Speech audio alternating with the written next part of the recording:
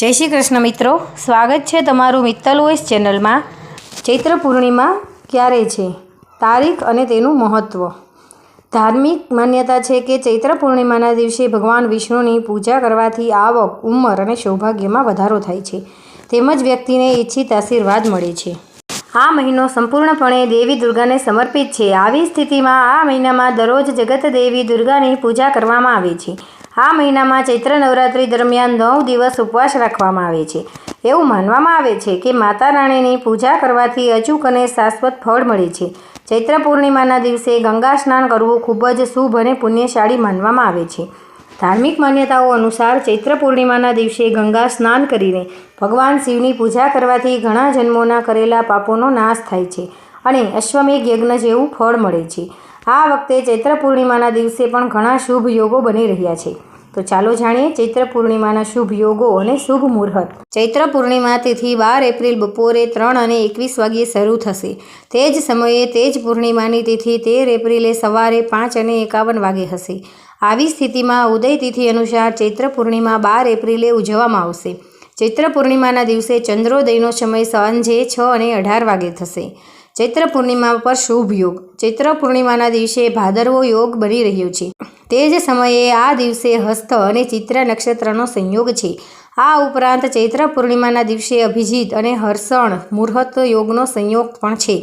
आवी स्थितिमां आ शुभ योगोमां गंगा स्नान करीने भगवान शिवनी पूजा करीने साक्षात लाभ मेळवी शकाय छे। चैत्र पूर्णिमाना शुभ मुहूर्त छे। ब्रह्म मुहूर्त है सवारे 4:29 થી 5:14 सुधी। विजय मुहूर्त है बपोरे 2:30 થી 3:21 वाग्या सुधी। संध्याकाळनो समय है सांजे 6:44 થી 7:06 वाग्या सुधी।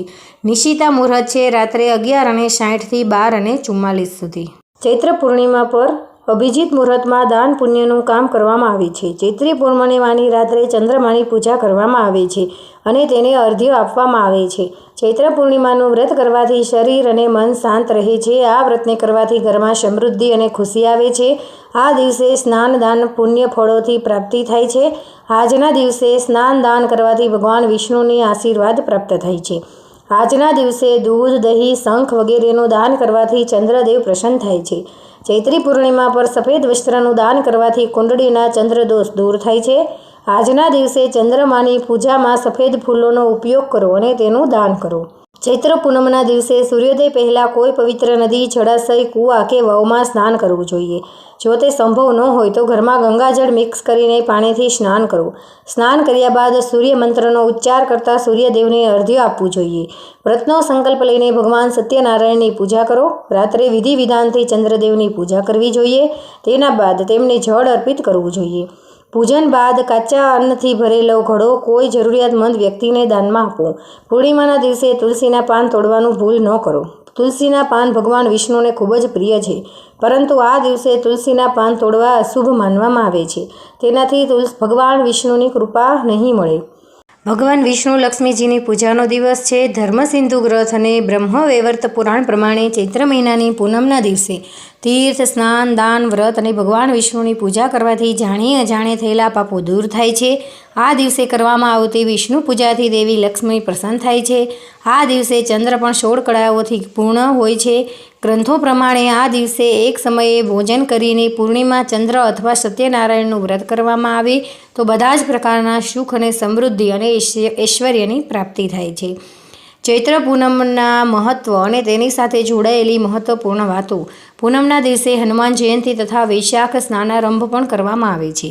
આ દિવસે ભગવાન શ્રી કૃષ્ણએ વ્રજમાં ઉત્સવ ઉજવ્યો હતો, જેને મહારાસના નામથી ઓળખવામાં આવે છે। આ મહારાસ કારતક મહિનાની પૂનમથી શરૂ થઈને ચૈત્ર મહિનાની પૂનમે સમાપ્ત થયો હતો। ચૈત્ર મહિનાની પૂનમના દિવસે સ્ત્રી, પુરુષ, બાળ, વૃદ્ધ બધા જ પવિત્ર નદીમાં સ્નાન કરીને પોતાને પવિત્ર કરે છે। આ દિવસે ઘરમાં લક્ષ્મીનારાયણને પ્રસન્ન કરવા માટે વ્રત કરવામાં આવે છે। સત્યનારાયણની કથા સાંભળવામાં આવે છે। ચૈત્ર સુદ પૂનમે હનુમાનજીનો જન્મદિવસ ઉજવવામાં આવે છે। આ દિવસે હનુમાનજીને સજાવીને તેમની પૂજા અર્ચના અને આરતી કરો। ભોગ ધરાવી બધાને પ્રસાદ આપો। ચૈત્ર મહિનાની પૂનમે કોઈ પવિત્ર નદીમાં સ્નાન કર્યા બાદ જરૂરિયાતમંદ લોકોને ભોજન અથવા ધનનું દાન કરવું જોઈએ। ચૈત્ર મહિનાની પૂનમ તિથિએ અનાજ, પાણી, બૂટ, ચપ્પલ, સુતરાઉ કપડાં અને છત્રીનું દાન કરવું ખૂબ જ શુભ મનાય છે। તો મિત્રો, તમને આ વિડીયો પસંદ આવ્યો હોય તો આપણી ચેનલ મિત્તલ વોઇસને લાઇક કરો, શેર કરો અને સબસ્ક્રાઈબ કરો. જય શ્રી કૃષ્ણ.